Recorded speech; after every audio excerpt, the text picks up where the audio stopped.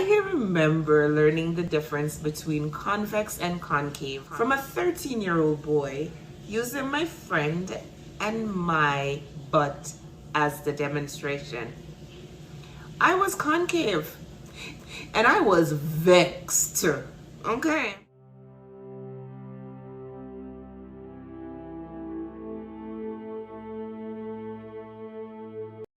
Will you lead me to paradise?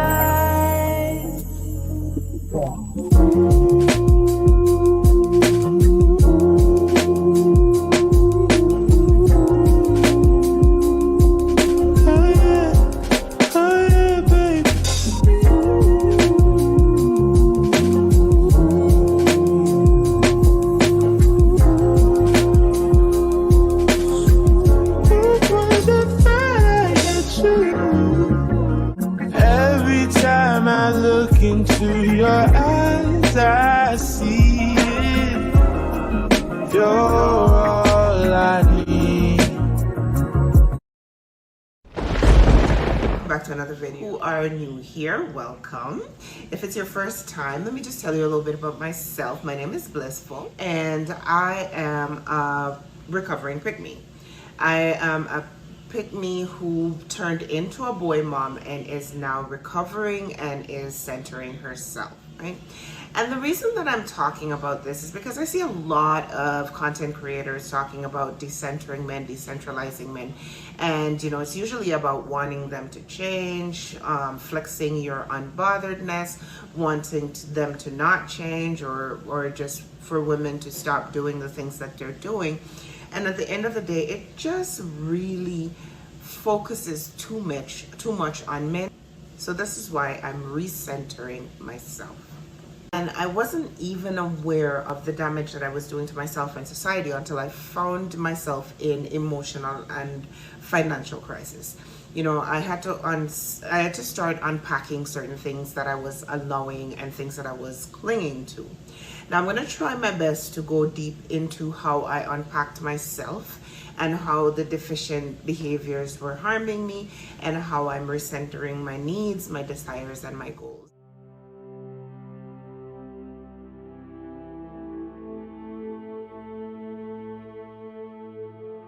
Growing up, I wasn't really boy crazy, as I was afraid of my father and the consequences of sex. I was also an intense little thing who could have passed as a pretty little boy. I was insecure in my body, and the boys my age hardly helped. I remember learning the difference between convex and concave from a 13-year-old boy using my friend and my butt as the demonstration. I was concave and I was vexed, okay? You see, as a grown-up now, I understand the value of self-esteem, and I can see how I slowly became less attractive to myself and therefore, you know, presenting as a low-quality bargain babe. And so that's how I was treated.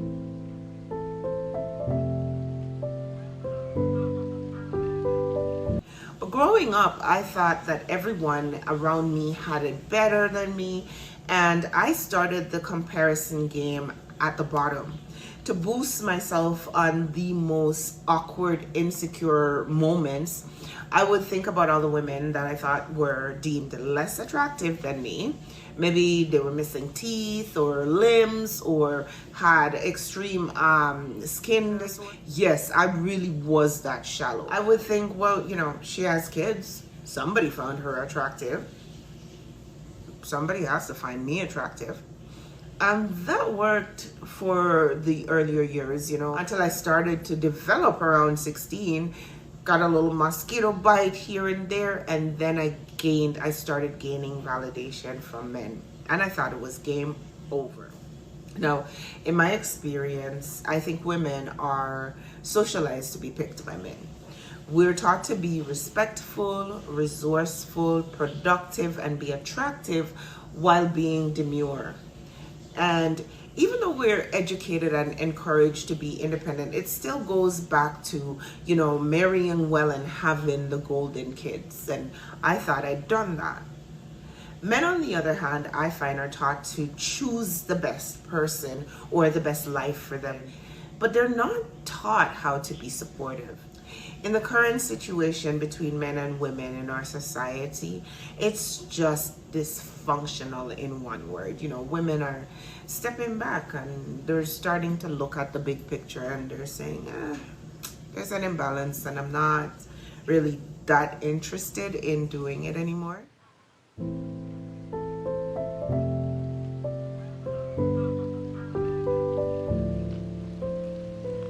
Pursuit of peace and a more improved personal reality, I decided that I was going to leave my marriage and focus the energy that I've been giving everybody else to myself. I hadn't done that before. And to do that, I had to first admit defeat. I had wedged myself into this traditional community of homeschoolers, homemakers, and homesteaders. And I had these great inspirations and aspirations. And being a stay-at-home single mom with homeschooling children, it seemed almost oxymoronic in the approach at the time. So deciding to go on with the divorce was the harder choice on the surface, but inside I was on life support.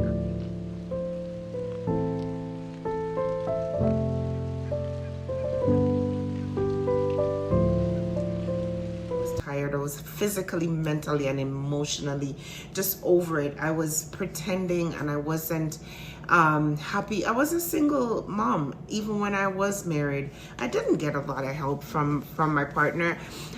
I didn't, and I did not expect any. I was trained that I'm supposed to do the thing or else I'd be lazy. So there were times when he was years older than me, but he looked amazing and refreshed and unbothered when I looked haggard, old, and miserable.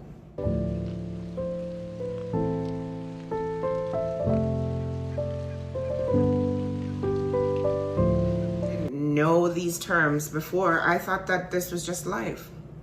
Over time, I became isolated because, partly because people don't know how to feel or to react to your divorce. And so, it's understandable.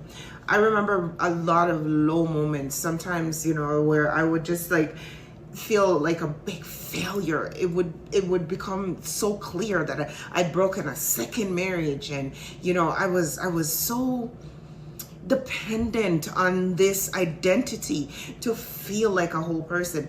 I remember feeling like I don't even have the right to feel sad because I'd broken yet another marriage. I wanted to get out of yet another situation. Like, why could I just be happy? Why can't I just sit and be happy in situations? Thinking maybe there's something wrong with me. Maybe there's something I can't be. Maybe I'm like Prince's mother, never satisfied. The men that I was picking, it wasn't like they would come into your life and be like, you know what, girl, I'm gonna mess your entire life up. You're up, right? No, they come into your life and they give you all the sweet nothings, and then because you're so insecure, you fall for it. And then when the dance changes because you've grown and they haven't, right, you become now the problem because now you're changing things and they've been you've trained them to treat you a certain kind of way. So of course your marriage isn't going to work because now you're changing.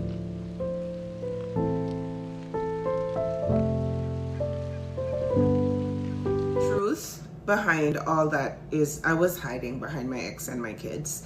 I was afraid to live my own life. I was especially afraid to live, just fail, and so I had to accept that failure, to start accepting my faults, and the damage that I was allowing myself to go through, and the damage that I was causing to myself. I had to unpack all that. I had to first of all sit with the pain of being a failure, and then realizing, okay, really look at this for what it is. Have I failed in everything in my life? Have I failed in this area, that area, and then segment and move on? Because otherwise the weight of failure is just crushing. You watch these shows where people are going through transition and it seems like it's just a peaceful, calm. It feels like shards of glass being blown out your anus. That's what it feels like to accept these truths and to try to change them. Let me just be clear. It's not going to be peaceful, solemn, no girl. It's gonna be work, and it's gonna be really seriously painful because you have to accept that you're not perfect or not even close.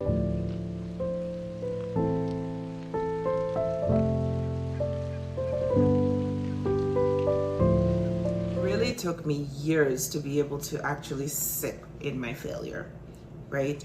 And realizing that the man that I tried to build did not exist. And I had to ask myself, why wouldn't I build myself? What am I so afraid of? Why I won't just build myself? And ultimately the answer, I was afraid that I was gonna fail.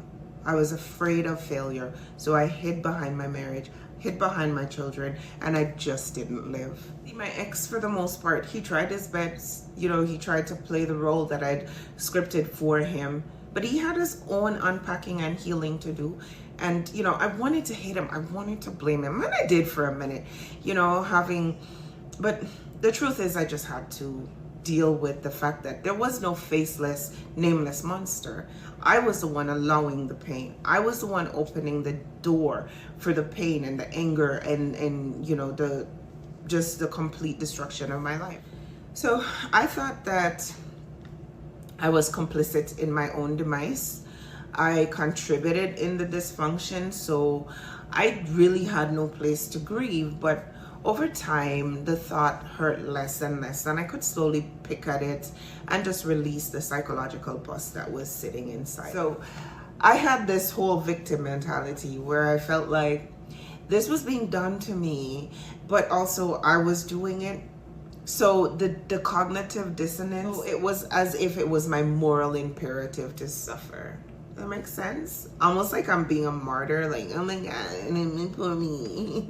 Once I got out of that headspace, I started using trauma therapy and CBT, cognitive behavior therapy exercises to stop the negative, mean-spirited thoughts towards myself. And I subsequently started to exercise empathy towards myself a little bit more because there was more room for that. The trick is when you understand your motives, your beliefs, and what you're benefiting or losing in the exchange, then you can make a difference, you can make a change, and you can become more compassionate towards yourself. Cognitive behavior therapy, there are guides that can help you differentiate your thoughts, your emotions, and your actions, and just to see, you know, to be more introspective, to see, you know, what you're benefiting from most relationships and how you position yourself in relationships and how you are, whether you're being one-sided or imbalanced or anything. If you are able to accept the things about you that you like, you know, you have to start making your little list like you would do for your future partner or anything like that. Think about what your higher self is like. Sit with who I was, you know. Am I good at this? Am I good at that? Am I good here? Am I the kind of person who would do this? Am I the kind of person who would do that? What does the evidence of my life show me? Because the thing about it is that the automatic thoughts that want to go through your head want to tell you, but like, look at you. You made this mistake. You did this thing wrong. You've broken 2 marriages. Look, you've, you know, you can't hold a man. Your children are going to suffer because of your decisions. But is it really true? Really? You know, you can challenge the thoughts as they come, and this is a part of CBT. Is the challenging your automatic thoughts and saying, is that true though? The hot thoughts that pop up and say, God, I'm worthless, and you're just like, but am I really worthless? You know, everybody has worth. Everybody has unending worth just because they're here, just because they're humans. That's not a fact. So I had to challenge a lot of the thoughts as they pop up. And sometimes you can't hear the thoughts as they pop up because they're so normal to you. They're subconscious, or they're the chosen thoughts. So it's almost like you've gone blind to them. You can't really feel them, hear them anymore. They're just digging deeper into your psyche. So those are the ones you want to really pull out over time and start thinking about. Like, you know, it will pop up in your brain one day when you'll be like, man, I don't even know why I'm here. I'm so worthless. And then you can challenge that. Am I worthless though? why am I here? I'm here for a purpose. I'm clearly doing something. People depend on me. When I'm out in public, when I'm doing the work that I do it well. I am valuable, and those things. It's not going to take 1 minute, one turn, one try, where you're going to be like, yeah, bitch, I got it. I'm so amazing. No, it takes a lot. And you will still fall back on comparison or feeling like you're not good enough or whatever. Step of centering myself, and that is I had to my children. I did not have an identity outside of being a mother, and that was a hard one to do. Being a mother is a noble and wonderful job, but it's not an identity. You know, many women started off as pick-me's, become the boy mom, like I said, which is a concept in which these women favor their sons and they coddle them.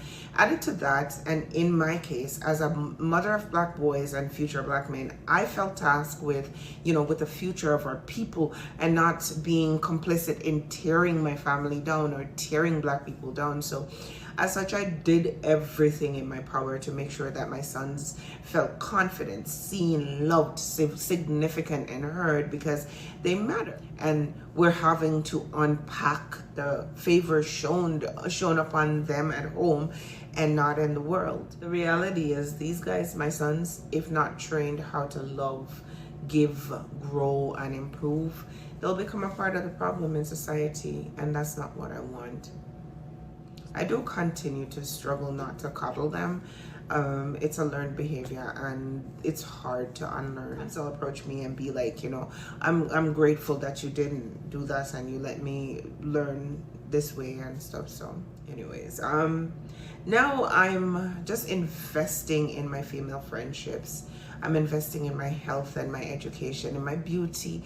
That's not focused on male gaze. I'm focused on healing and cutting back on doing too much, because there's no pay at the end of the day. If you are a recovering pick-me or a pushover and you found techniques that helped you strengthen your boundaries and, you know, just build your confidence so that you can stand on business and just, you know, defend your position and your bag, then share it below and in the comments. I'm really curious to learn more techniques, because confidence and boundaries are ongoing. The work is ongoing to maintain them.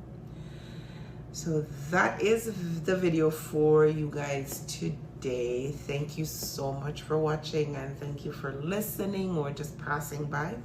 You know, please just leave me a like or a dislike or a comment so I know that this is getting to people and I'm not just talking to myself against the wall. And, you know, just remember that be good. If you can't be good, at the very least, be blessed, be loved, and be balanced. And I'll see you guys next time. The luxury breathing, but I don't think I'm living. Yeah, my mama be tripping, saying you acting different, cause I feel so alone. People don't make a difference. They'll be here for a moment and be gone in an instant. Man, this shit got me livid, and I'm done with these women. They be saying they loyal, like that shit is a given, and they give away your pussy to whoever is willing. So I'm all up